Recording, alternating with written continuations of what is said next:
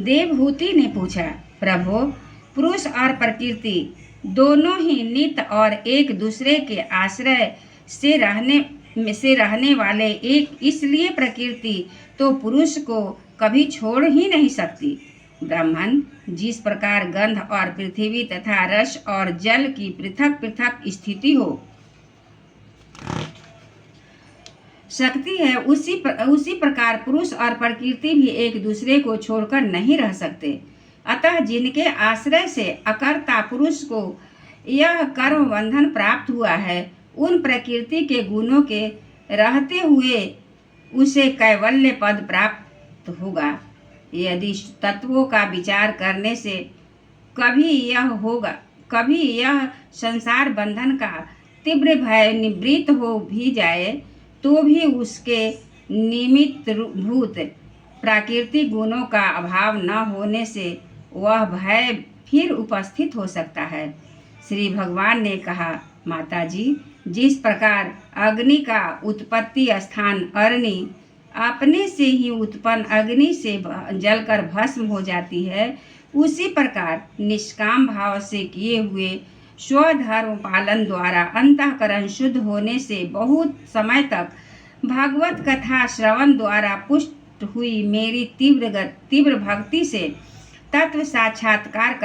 कराने वाले ज्ञान से प्रबल वैराग्य से व्रत नियमादि के सहित किए हुए ध्यानाभ्यास से और चित्त की प्रगाढ़ एकाग्रता से पुरुष की प्रकृति अविद्या दिन रात क्षीण होती हुई धीरे धीरे लीन हो जाती है। फिर नित्य प्रति दोष दिखने से भोग कर त्यागी हुई वह प्रकृति अपने स्वरूप में स्थिर और स्वतंत्र बंधन मुक्त हुए उस पुरुष का कुछ भी नहीं बिगाड़ सकती। जैसे सोए हुए पुरुष को स्वप्न में कितने ही अनर्थों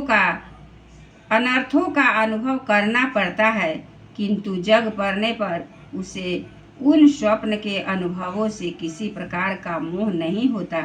उसी प्रकार जिसे तत्व ज्ञान हो गया है और जो निरंतर मुझ में ही मन लगाए रहता है, उस आत्माराम मुनि का प्रकृति कुछ भी नहीं बिगाड़ सकती। जब मनुष्य अनेकों जन्मों में बहुत समय तक इस प्रकार आत्मचिंतन में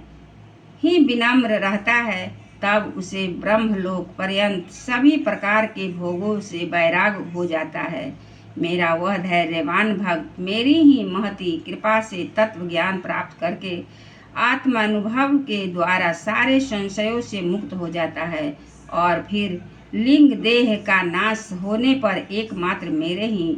आश्रित अपने स्वभूत कैवल्य संज्ञक मंगलमय पद को सहज में ही प्राप्त कर लेता है, जहाँ पहुँचने पर जोगी फिर लौटकर नहीं आता। माताजी, यदि जोगी का चित्त योग साधना से बढ़ी हुई मायामयी अणिमा की सिद्धियों में, जिनकी प्राप्ति का योग के सिवा दूसरा कोई साधन नहीं है, नहीं फंसता,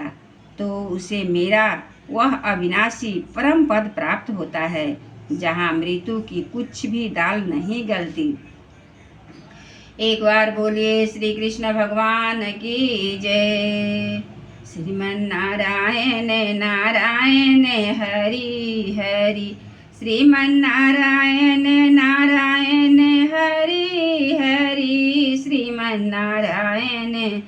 नारायण हरि हरि, श्रीमन्नारायण नारायण हरि हरि।